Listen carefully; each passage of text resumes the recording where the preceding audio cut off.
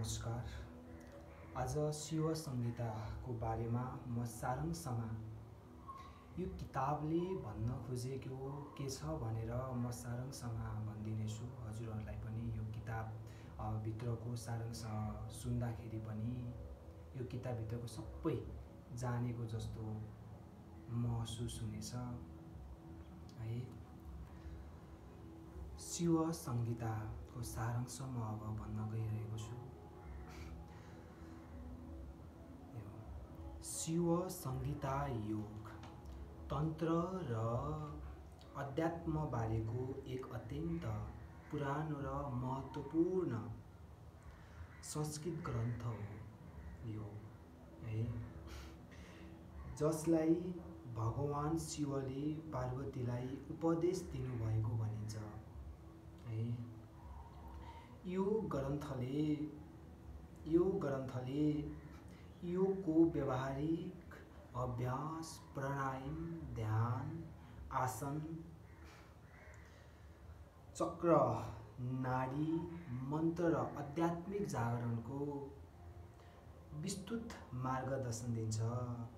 संहिता शब्दको अर्थ नै के हो भने संग्रह हो वा सम्पूर्ण ज्ञानको सङ्कलन हो। यसमा योग मार्गलाई सम्पूर्ण जीवनमा कसरी उतार्ने भन्ने कुरा गहिरो ढङ्गले प्रकट गरिएको छ। ग्रन्थको संरचना र अध्याय। शिव संहिता 5 अध्यायमा विभाजित छ। प्रत्येक अध्यायमा आध्यात्मिक र शारीरिक अभ्यासका विभिन्न पक्षहरू प्रष्ट पारिएको छ। प्रथम अध्याय ब्रह्म विद्या र योगको महिमा है। सुन्नुहोस् है, यो किताब सबै पेज पनि पढ्नु पर्दैन। यसको सारांश मैले भने पछाडि यो किताबले भन्न खोजेको राय के हो भनेर हजुरहरूले बुझिहाल्नुहुन्छ। यस अध्यायमा शिवले पार्वतीलाई योग मार्गको सर्वोच्च र मुक्ति मोक्षको रहस्य सुनाउनु भएको छ। ब्रह्मा सर्वव्यापी चेतनाको स्वरूप। यो अध्यायमा ब्रह्मालाई निराकार, अनन्त, अचिन्त्य र सर्वत्र विद्यमान बताइएको छ। योगको महिमा। योग साधनाले मानिसलाई सांसारिक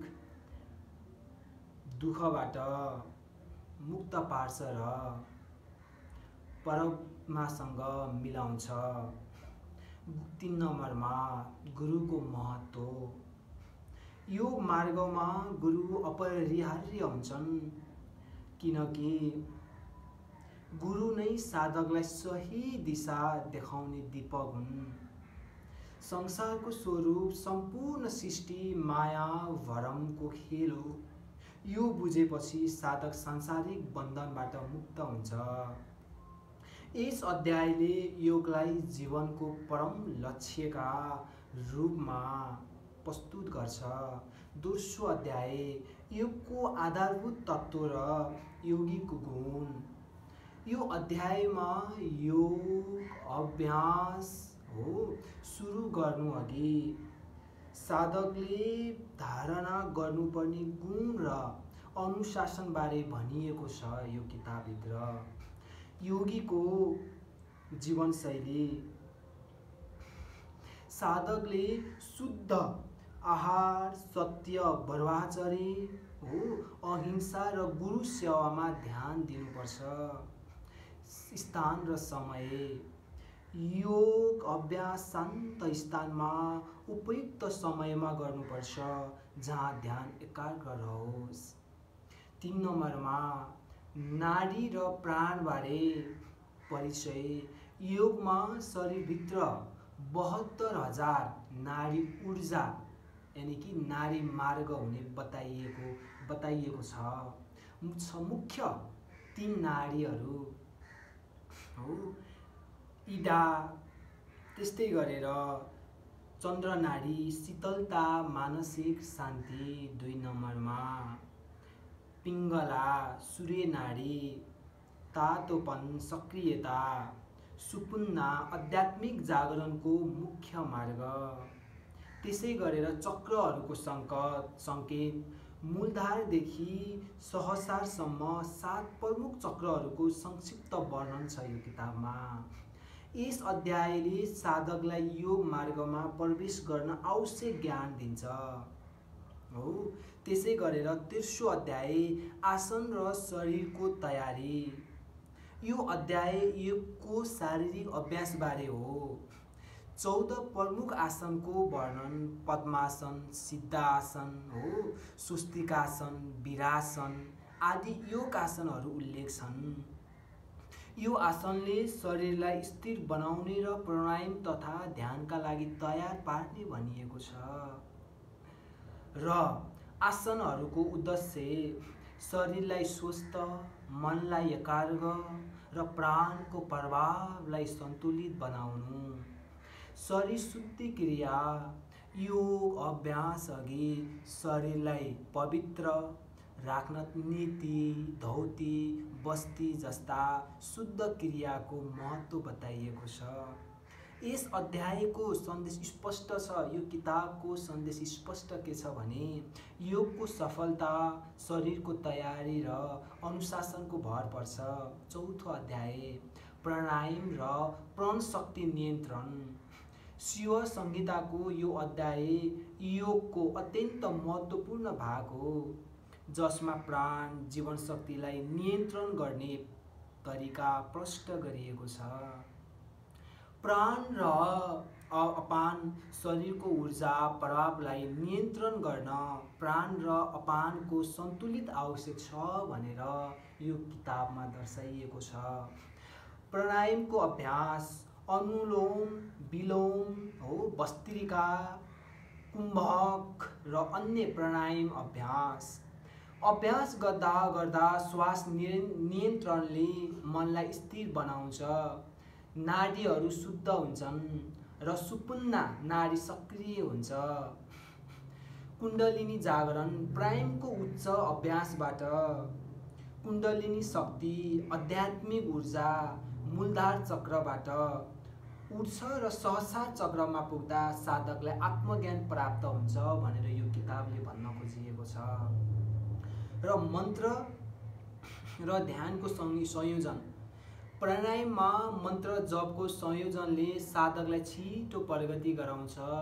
यो अध्याय योग साधनाको प्रणाली हो, जसले साधकलाई आत्मिक शक्ति र उच्च चेतनामा पुर्याउँछ। पाँचौं अध्याय योग मार्ग र परमात्मासँग मिलन। अन्तिम अध्यायमा योग मार्गको चरम उपलब्धि र मुक्ति मोक्ष को स्वरूपबारे गहिरो शिक्षा दिएको छ यो शिव संहितामा।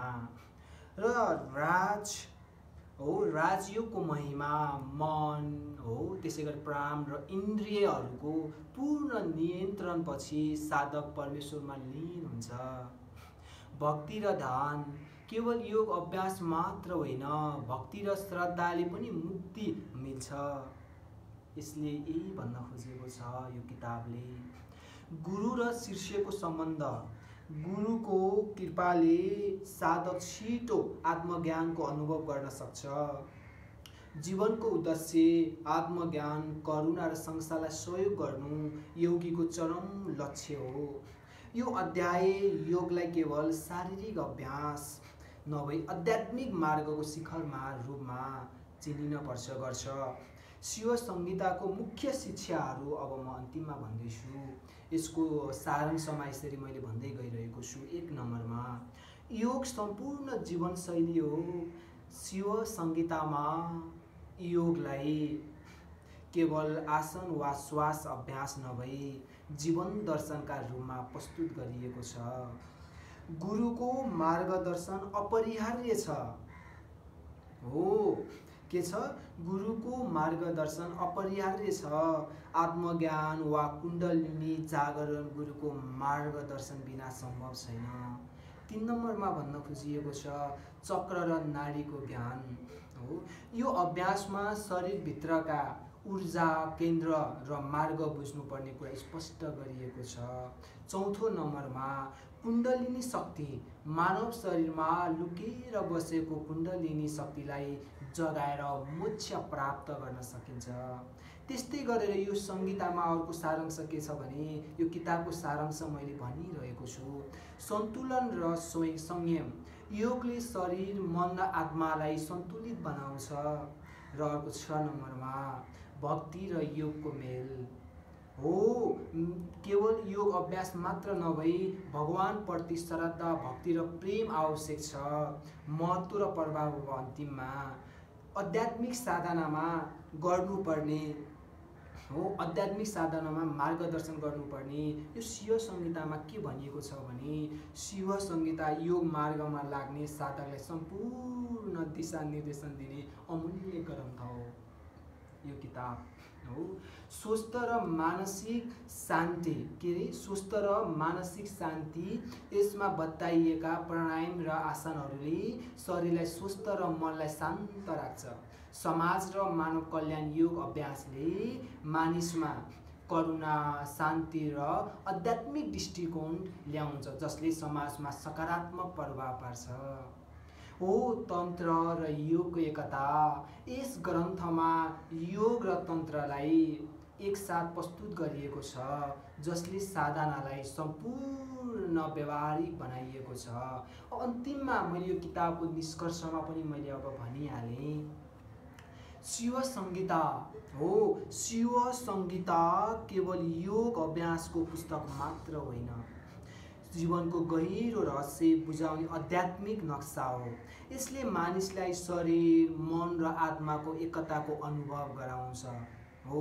गुरुको मार्गदर्शनमा योग मार्गमा लाग्ने साधकले प्राण शक्ति नियन्त्रण गरेर कुण्डलिनी जगाउन सक्छ र हो परमात्मासँग मिलन प्राप्त गर्न सक्छ, भगवानसँग मिलन प्राप्त गर्न सक्छ। यो ग्रन्थ हजारौं वर्षदेखि साधक, योगी र आध्यात्मिक खोजी गर्नेहरूका लागि मार्गदर्शक बनेको दीप बनेको छ। यो मैले सबै कुराहरू गर्दाखेरि यो यति धेरै अब हजुरले पढ्नु पर्यो भने यही सारांशबाट हजुरहरूले सम्पूर्ण कुराहरू बुझ्न सक्नुहुनेछ। यो किताब पढ्नु पर्यो भने किताबको सबै सारांश हजुरहरूलाई छोटकरीमा बताइदिएको छु। धन्यवाद।